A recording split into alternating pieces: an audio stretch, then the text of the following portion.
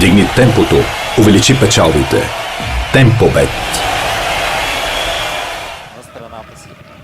Изстрел по посока на вратата, там не е особено убедителна. Мирослав Манолов добре се измъква. След това намери начин да центрира. Как се размина. Божилов оставен съвсем. Кулата сега няма засада. Шоков в наказателното поле. Хубаво центриране. Иван Стоянов ще повтори упражнението. Денчев изби не особено убедително. Каква възможност за Лудогорец. Топката обаче излиза в аут. Падение в тези минути лудогорци разиграват продължително топката в характерен стил. Гаргоров се е върнал да изнася сега и шутира по посока на Денчев. Удар греда. Именно към Илиев е подадена топката. Хубава атака. Дали тук няма да има гол? Точно така 1-0 за Черно море. Това, за което заострих вниманието ви, Марлон Фернандес в основата. Ермес Паломино, сънародника му, бележи в 18-та минута и прави изключително интересен двубоя на Лудогорец Арена. А вижте по какъв екстравагантен начин. Тук казахме, че венецуелеца Фернандес не се представи особено убедително. Именно от него започна тази атака. Последва центриране на Георги Илиев. Каква грешка на Шоко, който остави зад гърба си Ермес Паломино и то от непосредствена близост с глава изпрати топката във вратата на Радек Петър. Емил Гаргоров, чудесен финт удар с десния крак и отново топката преминава на сантиметри от мрежата. Сега обаче Шоко намери начин да центрира. Падна футболист на Лудогорец в наказателното поле. Води към успеха. Ново падане в наказателното поле. Отново твърде леко Мирослав Иванов се опита да си изпроси Дуспа. Отново имаше предпоставки за задържане. Ето я ситуацията. Да, отвън започна нарушението. Много на време дръпна ръката си. 31 минута. Все още 1-0 за Черно море. Шоко. Генчев отново за Шоко. Центрира той с едно докосване. Удар с глава и това е греда. Удара на Михаил Александров. Много добре насочи топката. Петър Денчев посегна колебливо. Ако топката бе в очертанията на вратата му, той едва ли щеше да стори нещо сега. Какво кратко разбъркване в наказателното поле след този бомбен удар. Има обаче и съдийски сигнал. Станислав Генчев направи всичко по силите си да извади топката, която трябваше просто да довкара в мрежата. Имаше засада тук.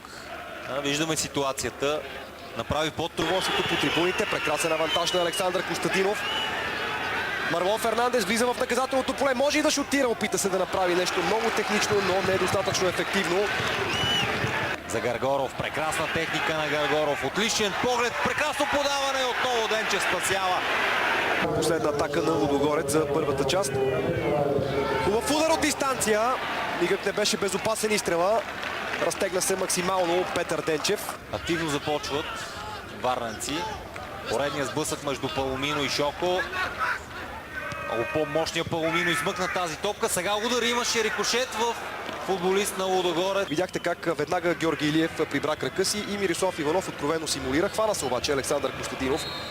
И сега нарушение за Лудогорец. Фалцово центриране на Иван Стоянов. Получи се обаче удар. Камазола добре към Паломино.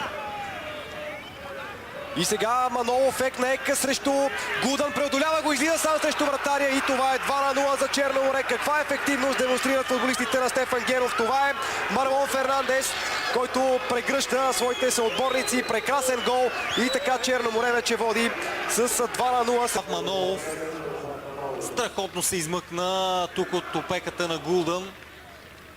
Преодоля с елегантен удар и Радек Петър. Страхотно представяне на целия отбор на Черно море.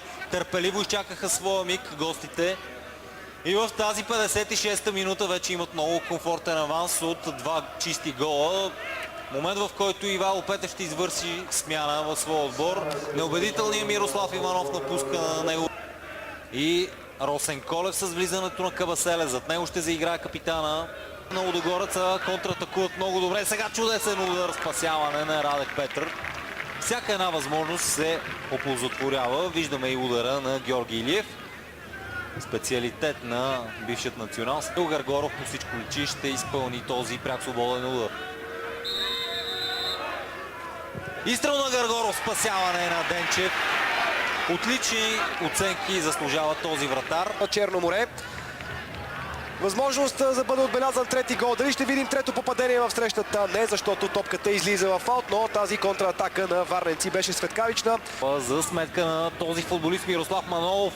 Поредния мощен рейд дава топката на своя капитан Илиев. Сега удар на Сашо Александров. Пробва рефлекса на Радек Петър. Ето го изпълнението на Стоянов. Много добро.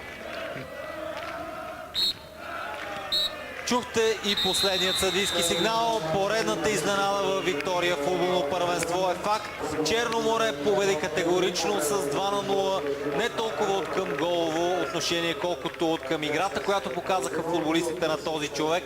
Стефан Генов 2-0 след попадения на Еремес Паломинов в 18-та и Мирослав Манолов в 56-та минута. Много въпроси за Ивайло Петър.